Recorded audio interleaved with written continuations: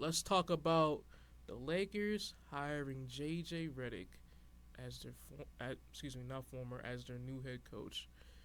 According to Woj, 4-year deal. Obviously, with the news of the rumors of the Lakers reaching towards Dan Hurley, obviously that didn't work out.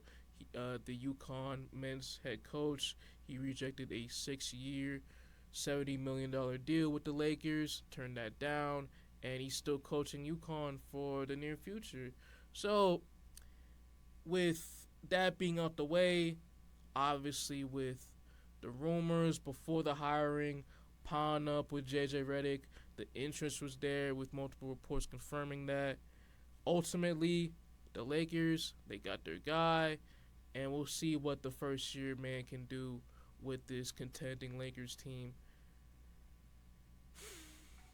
About this move, in my opinion, I just really don't like it. And I talked about this before a couple episodes ago when the Dan Hurley news was swarming around. I just don't like putting a first year head coach in a position of coaching a win now roster, quotation marks win now, when you have pieces within that team that are not compatible enough to help out a first year head coach. And you add along the fact that you have LeBron James and Anthony Davis, two guys who you need to contend year after year when you still have them.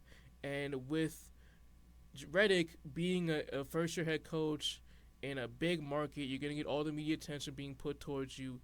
If the ship doesn't sail smoothly immediately, he's going to be the first one the media targets if the Lakers start off on the wrong foot next season.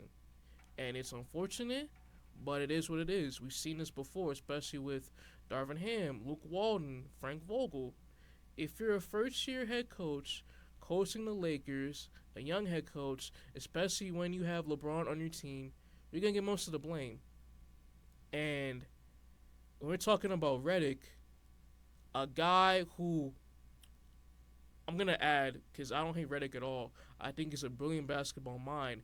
But at the same time, he has zero experience being an assistant or just coaching in general in the NBA. And I don't really know why. I don't know the thought process, Jeannie Buss and the rest of the Lakers front office when they decided to give this man this position. I'm sorry, but he's not qualified to coach this team moving forward. And if I'm wrong, I'll come on here and say that I was completely wrong. I disrespect Redick in the Lakers' decision making process, and I'll cut my losses there. But I'm thinking in my mind the possibilities of this ending smoothly, of Redick completing his first year contract with the Lakers, and I just don't see it. Sure, he has a great relationship with LeBron. We've seen it before on the podcast. They have a good connection with each other, but podcasting and all the off the court stuff, that doesn't compare to knowing how to manage the game on the court, knowing how to utilize the right rotations on the court, knowing to maximize your players on the court.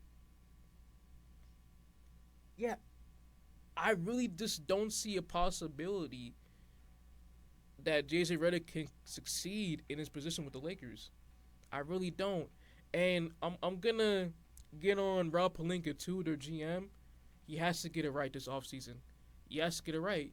As a GM who has a very, very shaky resume with this Lakers team over the years, especially the past couple seasons with the Russell Westbrook trade to use as a huge example, you have to get it right.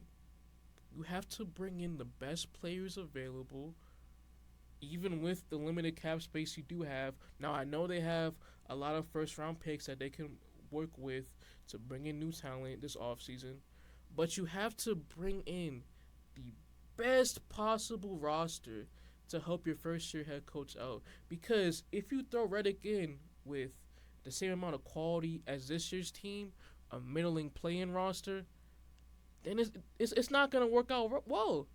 We can crap on Darvin Ham and the job he did with the Lakers as a head coach, but at the same time he has a lot more experience in coaching than Redick. Again, this man has not coached at a professional level in the NBA before. No experience. No experience at all.